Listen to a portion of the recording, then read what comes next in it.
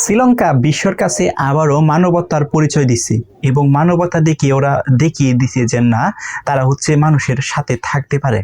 কি ঘটনা ঘটছে? ঘটনাটা হচ্ছে ইরান এবং ইসরায়েল এবং যুক্তরাষ্ট্রের যে যুদ্ধটা এখন চলতেছে, সেখানে একটা সমুদ্রের মধ্যে ইরানের বেশ কিছু নাবিক কিন্তু আটকা পড়েছিল এবং এই যে আটকা পড়েছিল যে নাবিকগুলা, অনেক নাবিক কিন্তু সেখানে মারা গেছে এবং অনেক নাবিক সেখানে জীবিত ছিল। এখন যারা জীবিত ছিল তাদের মৃত্যু কিন্তু অবধারিত এবং নিশ্চিত ছিল প্রায়, কারণ যুক্তরাষ্ট্র এবং ইসরায়েল যেভাবে আক্রমণ করতেছিল সেখানে ইরানের ওই নাবিকগুলা টিকে থাকা অসম্ভব ছিল এবং ইরানে ফিরে আসাও একটা অসম্ভব বিষয় ছিল। সেখানে ইরান যে নৌবাহিনী শ্রীলঙ্কার যে নৌবাহিনী আছে তারা ওইখানে গেছে এবং ইরানের যে নাবিকগুলো আছে সেই নাবিকগুলোকে উদ্ধার করছে এবং একটা জরিপে দেখা গেছে সেখানে প্রায় 90-এর উপরে নাবিক যারা আছে তাদেরকে জীবিত উদ্ধার করছে এবং প্রায় 100-র বেশি নাবিককে তারা মৃতদেহ, তাদের যে মরদেহটা আছে সেটা উদ্ধার করছে।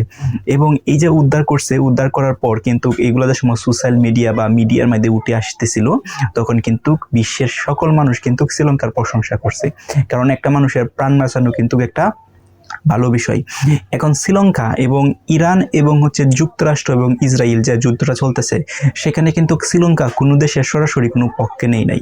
সো পক্ষে ইরানের পক্ষে কিন্তু শ্রীলঙ্কা না, আবার যুক্তরাষ্ট্র বলেন আবার ইসরায়েল বলেন, এইগুলার যে পক্ষে, এইগুলার পক্ষে কিন্তু ইসরায়েল না, শ্রীলঙ্কা না।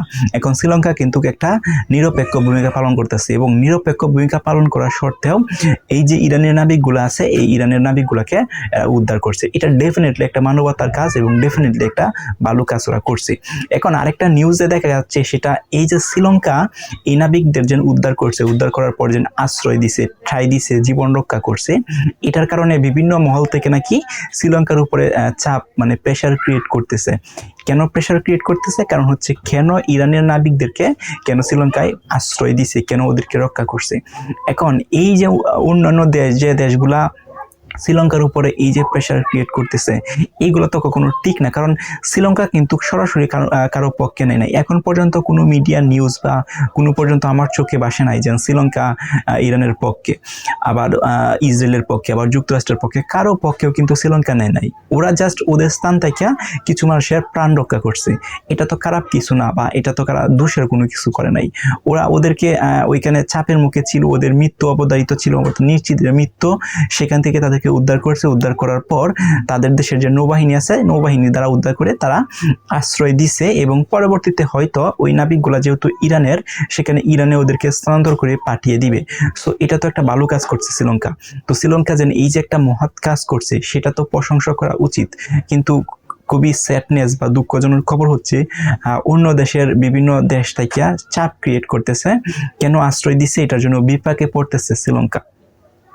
সো শ্রীলঙ্কার জায়গা থেকে মনে হয়েছে যে এই নাবিককে উদ্ধার করা উচিত এবং এই যে 90 জন মানুষের প্রাণ যেন রক্ষা করছে এবং 90-এর উপরে যে প্রাণগুলো আছে, যেমন আরো 200 বা 150 জনের নাবিকের মতন মরদেহ তারা উদ্ধার করছে।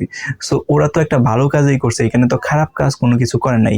যারা জীবিত আছে তাদেরকে প্রাণ বাঁচাইছে এবং যারা মারা গেছে তাদেরকে উদ্ধার করছে। উদ্ধার করে হলে এটাকে ইরানে পাঠানো হবে, তারপর ইরানের সরকার সেটা বুঝবে। সো শ্রীলঙ্কার জায়গা থেকে, তাদের জায়গা থেকে তাদের যে দায়িত্ব আছে, সেই দায়িত্বটা কিন্তু পালন করছে। এটার জন্য যে অন্যান্য দেশ প্রেশার ক্রিয়েট করে, সেটা কিন্তু আসলে ঠিক না। এবং আমার মনে হয় অন্যান্য দেশ বা সবাই শ্রীলঙ্কার প্রশংসা করা উচিত, কারণ তারা হচ্ছে তাদের একটা মূল্যবোধ যেন আছে, এখনো বেঁচে আছে, সেটা কিন্তু একটা প্রমাণ দিছে।